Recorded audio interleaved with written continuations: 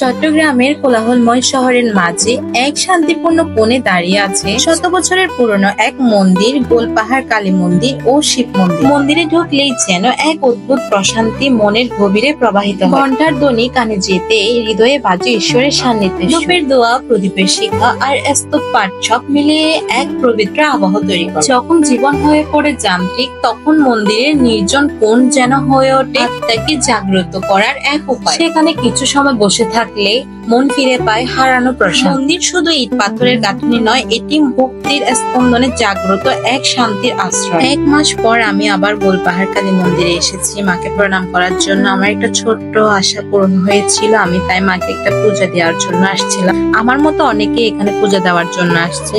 সেদিন ছিল একটা ভর্তি পরীক্ষা, সবাই প্রণাম করার জন্য আসছিল। পরীক্ষা শেষ করে মায়ের কাছ থেকে সন্তানরা যা চায় তাই পায়, হয়তো একটু দেরি হয়। ভক্তি ভরে চাইলে মা সব দেওয়ারই চেষ্টা করে আমাদেরকে। পুজোর চলাকালীন আরতি করেছিল এই ছোট ছোট বাচ্চাগুলা। অনেকক্ষণ ধরে এরা মজা করে আরতি করছিল।